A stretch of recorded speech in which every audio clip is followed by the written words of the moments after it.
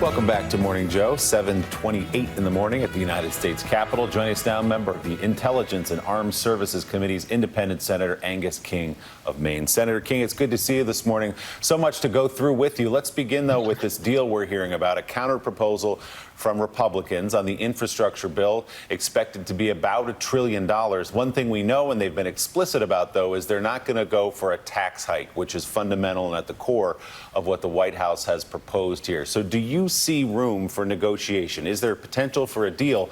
Because there are a lot of people in Washington saying no chance with the non-starter of the tax hike. Well, I think it depends a lot on what they come back with today, Willie. The president has made it clear that he'll compromise. I was in a meeting with he and a group of Republicans a couple of weeks ago, and he pretty much started the meeting saying, look, I'm not wedded to this. Make me a reasonable offer. The big question, though, as you point out, is not what's in the bill, although there are a lot of discussions and debate about that. But the real question is, how will it be paid for? The president was pretty straightforward, and I give him credit for at least coming forward with a pay for, which in this day and age is that's news.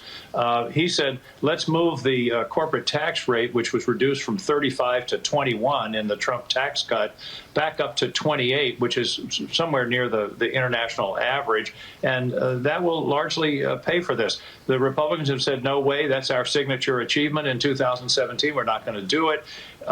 And so they've been talking about, you hear the phrase user fees, which frankly surprises me that they're talking about that. That's a euphemism for the gas tax. And that's really what is in discussion here. The White House has rejected that. They've said that's a regressive tax. It applies to everybody. It hurts lower income people more than wealthy people. So they want to go with the income tax. The other solution that's kicking around out there, and I've advocated for this, is, hey, let's collect the taxes that tax cheats aren't paying. The estimates are from $500 billion to $1 trillion a year, Willie, of money that isn't collected, mostly from high-income people who have all the lawyers and the accountants to game the system. And that's one way, and the president's talked about this. The Republicans say no to that as well. So I think the rock that this is going to founder on is how it's paid for, and I'm fascinated to see what they're going to come up with today. So you're talking, Senator, about the new legislation that you're introducing with Senator Kaine and Senator Brown about closing the tax gap. If I understand it correctly, you just want the taxes already on the books to actually be paid, to actually be collected. Yeah, think of that. You and I pay our taxes, but there are other people that don't pay theirs. And the IRS has been essentially crippled. Going back to the Obama administration, they've lost a lot of their funding. They used to audit something like 1.5% or 2% of returns. Now it's down to less than half of 1%. And unfortunately, in the last few years, they've been focusing their audits on lower income people. Are they cheating on the earned income tax credit where, they'll collect hundreds of dollars instead of on the high income, high roller cheats where they could collect millions of dollars. So we're saying, hey, let's just enforce the law. Everybody in America that gets a W-2 and has withholding, they're paying their taxes. How about the people that are cheating the system? Only two things happen if somebody doesn't pay their taxes. Either you and I have to make up the difference, or we borrow the difference from our kids. So that, to me, that's a solution. It's not raising taxes. It's not cutting essential programs. And that's one way that we can attack this thing. Senator Kasie Hunt is here with a question for you. Case? Senator, always good to see you. If I could ask you to put your Intelligence Committee hat on for just a second. We've had some news about the potential origins of the COVID-19 virus, and the Senate actually just passed an amendment spearheaded by Senator Josh Hawley to try and require the ODNI to declassify what they know about where it came from. I'm wondering, based on what you know, how seriously do you take the idea that this virus could have been leaked from a lab? Well, basically, I saw Dr. Fauci on your program a little earlier, and he said, I'm not sure. And that's the way I feel. It's a possibility.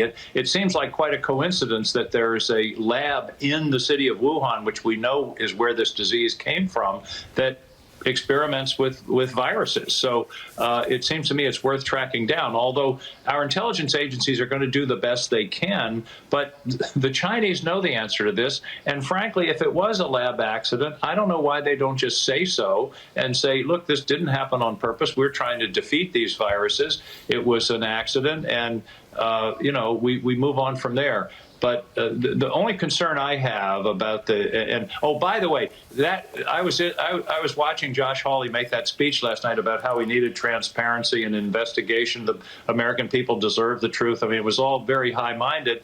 And then I'm thinking, wait a minute, this is the guy that opposes the investigation vigorously that we want to do into January 6th. So, you could have some fun with that clip and talk about the January 6th investigation, which was a pretty serious attack on democracy, but I'll put that aside. But the thing that concerns me is what they call sources and methods. We want to be careful about declassifying the information that we have, so that would enable the Chinese to sort of reverse engineer the information and figure out how we got it.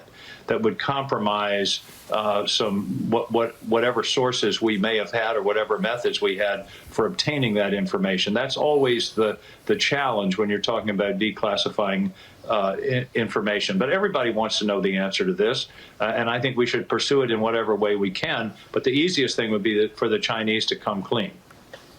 We might be waiting a long time for that. Senator Mike Barnicle has a question for you. Mike? Yeah, Senator, let's stick with this topic for a second, if you don't mind. The Chinese have been nothing less than evasive on their responsibility with regard to the Wuhan labs, and we don't know the story. We might never know the story. But if it were to turn out that the Chinese did have some culpability in terms of what happened, in terms of a lab accident, what do you think would be their global responsibility to the world, to countries around the world who have been so impacted by this horrendous and are still being impacted by this horrendous disaster? I mean, we're talking about maybe 3 or 4 months lag time in between the time the accident occurred, if it was an accident in the lab, and when the world really became alerted to the morbid circumstances of the virus. Well, I do think they have some responsibility in that case, if that turns out to be the case. And, how you would define that, I mean, it goes from everything from, compensation to victims to probably more likely some support of international efforts to spread the vaccine to the poorer countries. But, the Chinese, again, their instinct is secrecy, and I think in this case it hurt them. They hurt themselves. I mean, I remember hearing that one of the doctors that first reported this ended up in jail or ended up being punished in some way. And the Chinese are kind of trying to have it two ways. They want to be players and accepted on the world scene, and they're investing in other countries and trying to reach out around the world. And yet at the same time, they're this very, very closed system, oppressing their own people, not coming clean on the origin of the virus. And in the long run, one of the things I said to somebody the other day in thinking about this, we have allies, China has customers. And if they want to ultimately have allies, they're going to have to start playing the game by some kind of recognized international rules. And one of them is accept responsibility and do what you can to ameliorate the effects. So far, they have not done that. Senator Angus King of Maine, always good to talk with you. A busy morning. Thanks for your time this morning. Coming up.